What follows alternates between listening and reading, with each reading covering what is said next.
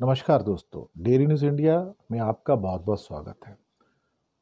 दोस्तों 15, 16, 17 जून को G7 का समिट हो रहा है। मोदी को बुलाया नहीं।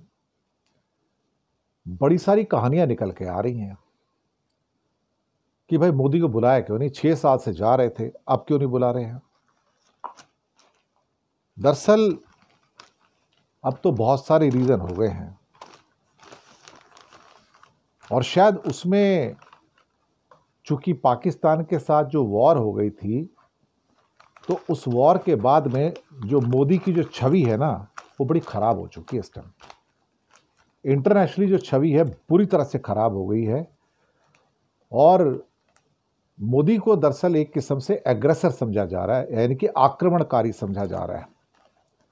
और ख़ास तौर से अमेरिका और उसके अलाइज के द्वारा कि मोदी ने जो पाकिस्तान पर अटैक किया है, ये उसे नहीं करना चाहिए था और नाम आतंकवाद का लिया उसने, लेकिन मोदी का अटैक किसी के गले नहीं उतरा।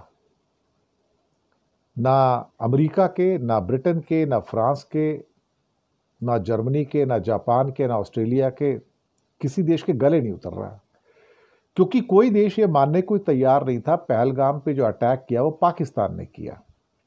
हम भले ही 100 सबूत दिखाते रहें, लेकिन साहब अब हालात ऐसे हो गए हैं कि शायद ऐसा लगता है कि कोई मोदी से मिलने को बेकरार नहीं है।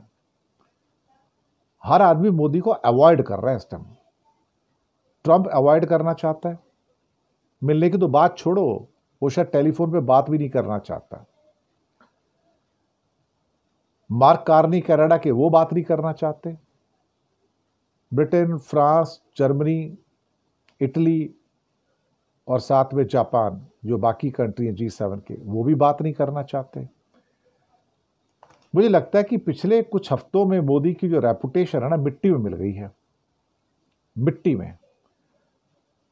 और इन सब ने शायद ये निर्णय किया कि भाई हमें तो G7 में भैया मत बुलाओ, इसको हमें नहीं चाहिए, हम नहीं चाहते आए। अमेरिका ने सबसे पहले मना किया होगा, भैया इसको मत बुलाओ, हमारा समिट ही खराब हो जाएगा, इसको दूर रखो यहां से।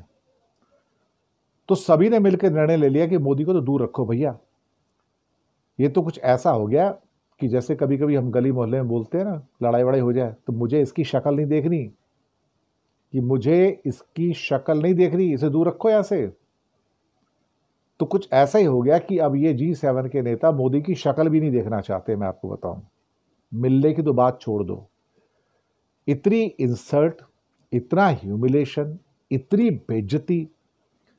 मतलब साउथ अफ्रीका के रामफोसा को बुला लिया, जेलेंस्की को बुला लिया, ऑस्ट्रेलिया के प्रधानमंत्री को बुला लिया, और 6 साल से लगातार जाते हुए मोदी को बुलाया नहीं।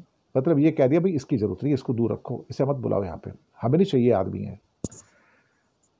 इसका मतलब ये नहीं कि उन देशों की भारत से कोई मतलब तलखी है या दुश्मनी है, नहीं। उनकी दुश्मनी भारत से नहीं है, मोदी से हो गई है।